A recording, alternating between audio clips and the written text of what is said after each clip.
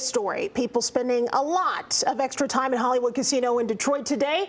There was a problem with the machines, and apparently it put a pause on some payouts. That's not good news. We got calls into our newsroom throughout the evening on this problem of people being stuck at the machines.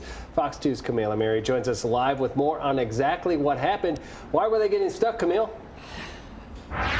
Yeah, this is quite a story. I mean, imagine you're winning big in the casino at the slot machine. You're ready to hit that button and get your cash payout, and you can't get the money. You're just sitting here. Well, that's exactly what happened today. Take a look at some video. This is inside the casino. This all started around 4:15 today, and everyone was playing and everything was going great, and then until it wasn't. So people are stuck waiting to try and get their money. People just not knowing what was going on until they actually found out from the casino what was going on, and they explained it as there was just a glitch in the system, that it wasn't exactly anything wrong at the casino per se, but more so with those slot machines. So we talked to somebody who waited more than 2 hours to get her payout. Take a listen. I went to cash out my ticket and the whole machine locked.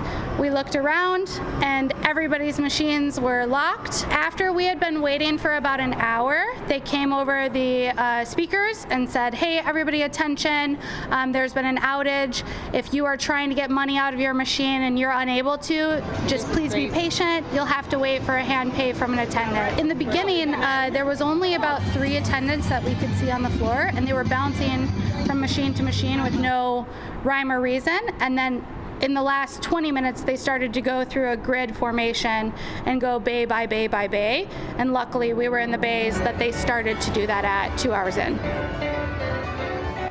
Yeah, so everybody did get their money, but they had to wait, or she waited over 2 hours. But we talked to a gentleman whose wife was inside waiting for more than 4 hours to get her payout, literally just hanging out at the machine.